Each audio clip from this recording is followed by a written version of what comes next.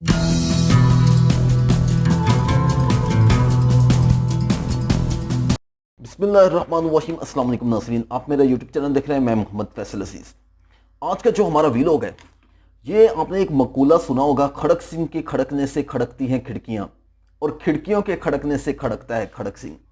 ये मकूला बहुत ही मशहूर है, हम बचपन से इसे सुनते आ रहे हैं और आज हम आपको बताएंगे कि ये मकूला की वजह क्या बनी है। आज हमें ऐसे अदालती निज़ाम की ज़रूरत है, जैसे मैंने आपको एक मकूला सुनाया है, खड़क सिंह के खड़कने से खड़कती हैं खिड़कियाँ। आपने ये मकूला तो बचपन से सुना होगा, मगर इसके पीछे की दास्तान का नहीं पता होगा। खड़क सिंह पटियाला के महाराजा के मामू थे, पटियाला के सबसे बाअसर बड़े जागीरदार और गांव के पंचायती सरपंच भी थे। एक दिन मामला से तंग आकर बांचे के पास पहुंचे और कहा कि शहर के सेशन जज की कुर्सी खाली है, मुझे जज लगवा दें। इन दिनों किसी भी सेशन जज के ऑर्डर अंग्रेज वायसरे करते थे, अंग्रेजों का दौर था। बांजे से छुट्टी लिखवाकर खड़क सिंह वायसरे के पास जा पहुंचे। वायसरे ने खत पढ़ा। वायसरे नाम खड़क सिंह, वायसरे तलीम खड़क सिंह, तुसी मैनू जज लाना है या स्कूल मास्टर? वायसरे हंसते हुए, सरदार जी मेरा मतलब है कानून की कोई तालीम भी हासिल की है या नहीं, अच्छे बुरे की पहचान कैसे करोगे? खड़क सिंह ने मूंछों को ताव दिया और बोले, बस इतनी सी बात, भला इतने से काम के लिए गधों की तरह किताबों का बोझ क्यों उठाऊं? मैं सालों से पंचायत के फैसले करता आ रहा हूं, एक नज़र में भले चंगे की तमीज़ कर लेता हूं। वायसरे ने सोचा कि भला कौन महाराजा से उलझे, जिसने सिफारिश की है वो जाने, और इसका मामू अर्जी पर दस्तखत कर दिए और खड़क सिंह जस्टिस का फरमान जारी कर दिया। अब खड़क सिंह पटियाला लौटे और अगले दिन बतौर जस्टिस कमरा अदालत में पहुंचे। इत्तेफाक से पहला केस कत्ल का था। कटहरे में एक तरफ 4 मुलजम और दूसरी जानब एक रोती खतून थी। जस्टिस साहब ने कुर्सी पर विराजमान होने से पहले फरीकैन को गौर से देख लिया और मामला समझ गए। वैसे भी आजकल आपने देखा होगा ना, आजकल भी इसी तरह ही है, जज को भी सारा पता होता है कौन सच पे और कौन झूठी गवाहियां दे रहा है। एक पुलिस अफसर कुछ कागज लेकर आया और बोला, माय लॉर्ड, ये औरत क्रांति कौर है, इसका इल्जाम है कि इन 4 लोगों ने इसके शोहर को कत्ल किया है। जस्टिस खड़क सिंह ने औरत से तफसील पूछी। औरत बोली, सरकार, दाएं जानब वाले के हाथ में बर्छा था और बराबर वाले के हाथ में द्रांति और बाकी दोनों के हाथ में सोटे थे। ये चारों कमात के ओले से निकले और खसम को मार मार कर जान से मार दिया। खसम से मुराद उसका शोहर। जस्टिस खड़क सिंह ने चारों को गुस्से से देखा और पूछा, क्यों बदमाशो, तुमने बंदा मार दिया? दाएं तरफ खड़े बंदे ने कहा, ना जी सरकार, मेरे हाथ में तो कई थी। दूसरे ने कहा, मेरे हाथ में भी द्रांति थी। द्रांति नहीं थी, हम तो सिर्फ बात करने गए थे और हमारा मकसद सिर्फ समझाना था। खड़क सिंह ने गुस्से से कहा, जो भी हो, बंदा तो मर गया ना।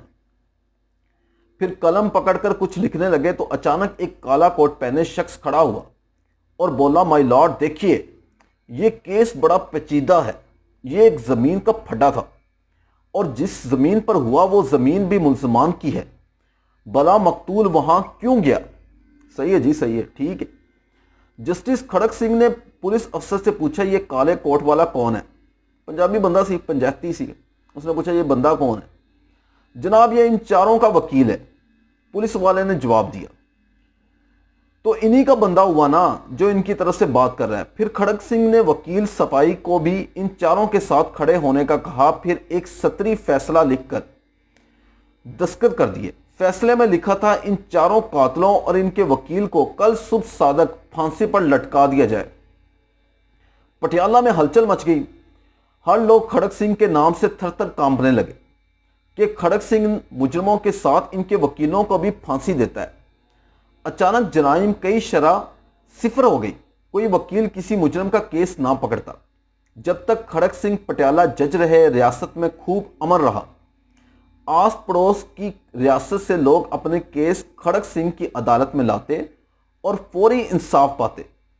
इस वाक़े में दौरे हाजिर के पढ़े लिखे जजों के लिए एक गहरा सबक है कि अगर इंसाफ फौरी और मुजरमों के साथ इनके वकीलों को भी सज़ा मिलने लगे तो मुल्क में जराइम की शरह सिफर हो जाएगी। बिल्कुल सही बात है। आपने देखा है कि कुछ जो पढ़े लिखे होते हैं ना, जिनका तजर्बा हो चुका होता है, उनके पास वकील हो गए, उस्ताद हो गए, کوئی بھی تجربہ کار استاد ہو، آپ کسی کار پینٹر کے پاس چلے جائیں، کوئی بھی ایسا پیشہ ہے جس کا تجربہ ہو جاتا ہے نا، وہ سامنے جو کھڑا ہوتا ہے نا، اسے دیکھتے سار اسے پتہ چل جاتا ہے کون حق پہ اور کون جھوٹ پہ، یا اسے کام آتا ہے یا اسے نہیں آتا، یہ صفائیاں صحیح دے رہا ہے یا غلط دے رہا ہے، ہر چیز کا پتہ چل جاتا ہے، اور اسی ٹائم بھی فیصلہ ہو سکتا ہے۔ اور یہاں پہ آج کل تو یہاں پہ پاکستان میں اس طرح ہے کہ پاکستان میں کئی سال کئی صدیاں گزر جاتی ہیں، انصاف ملتا ہی نہیں ہے، لوگ مر جاتے ہیں اور ان کا پھر فرمان جاری ہو رہے ہوتے ہیں کہ ہاں بھی یہ اسے انصاف مل گیا ہے، یہ حق پہ تھا، اور لوگ اپنی زندگیاں برباد کر کے مر جاتے ہیں، انہیں پھر انصاف مل رہا ہوتا ہے، اور ایسے انصاف کا کوئی فائدہ نہیں ہوتا۔ انصاف وہی ہوتا ہے جو وقت پہ ملے اور فوری ملے، اور ہمارے معاشرے میں بہت زیادہ انصاف کی ضرورت ہے، کیونکہ جس معاشرے میں انصاف نہیں ہوتا وہ معاشرے تباہ ہو جاتے ہیں، اور وہ نہ صرف تباہ ہو جاتے ہیں، وہ ریاستیں ختم ہو جاتی ہیں۔ ایک بنیادی ستون ہے انصاف، اور اسی کی وجہ سے لوگ اپنی ریاست کو ماں سمجھتے ہیں، اور لوگ اپنی ریاست پر یقین رکھتے ہیں کہ ہمیں انصاف ملے گا۔ اور کوئی بھی آپ نے دیکھا ہوگا کہ کوئی بڑا کسی کے ساتھ ناانصافی کرے تو ہمارے یہاں پہ پہلا جو ورڈز آتا ہے وہ یہی آتا ہے مظلوم کے ذہن میں کہ میں تمہیں عدالت میں گھسیٹوں گا، میں تمہیں عدالت میں لے کر جاؤں گا۔ وہ یہ نہیں کہتا کہ میں پولیس والے کے پاس لے کے جاؤں گا یا میں کسی بڑے آدمی کے پاس تمہیں لے کے جاؤں گا، نہیں، اس کا پہلا ورڈز یہ ہوتا ہے کہ میں تمہیں عدالت میں لے کے جاؤں گا، عدالت سے انصاف کرواؤں گا۔ تو اگر عدالتوں سے اسے انصاف نہیں ملے گا تو وہ کس کے پاس جائے گا؟ تو وہ اپنے رب سے فریاد کرے گا، اور رب کی فریاد میرے نزدیک، رب کی فریاد جب آتی ہے نا، جب اس مظلوم کے لیے رب فریاد سنتا ہے، وہ ضرور سنتا ہے، اور جب وہ فیصلہ کرتا ہے تو وہ پھر کسی کو نہیں چھوڑتا، وہ کسی امیر غریب، وہ جتنے بھی اس ایریے میں آ رہے ہوتے ہیں نا، جو اس ٹائم اس مظلوم کا ساتھ نہیں دیتے، وہ انہیں بھی نہیں بخشتا۔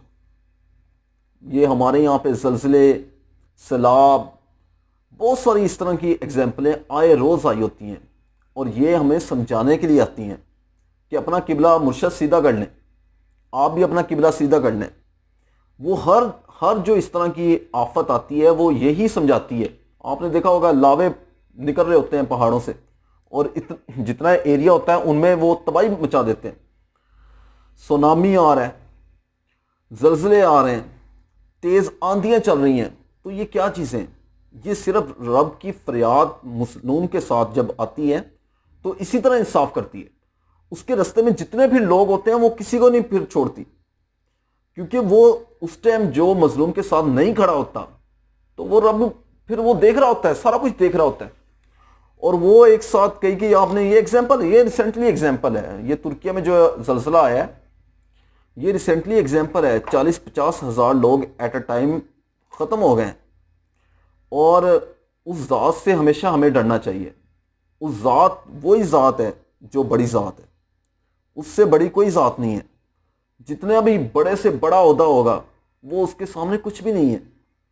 اس کے فیصلے لیٹ ضرور ہو سکتے ہیں، دیر ہو سکتی ہے، لیکن اندیر نہیں ہوتی، اور وہ جب فیصلے کرتا ہے تو وہ نہیں چھوڑتا، وہ نہیں چھوڑتا۔ بہت بڑے بڑے لوگ آ چکے ہیں اس دنیا میں، فرعون، اس سے بڑا کوئی بھی نہیں آیا، اس کے جتنا مال کسی نے جمع نہیں کیا، اور وہ بھی نہیں رہا، اور اسے بھی پکڑا ہے میرے رب کی ذات نے۔ اس لیے ہمیں اپنے رب سے ہمیشہ ڈرنا چاہیے، اور اگر ہمارے پاس اختیار ہو، ہمارے پاس طاقت ہو فیصلے کرنے کی، تو ہمیں سچ کا ساتھ ہمیشہ دینا چاہیے۔ اس کے ساتھ ہی اپنا اور اپنے اس چینل کا خیال رکھیں۔ تب تک کے لیے اللہ حافظ۔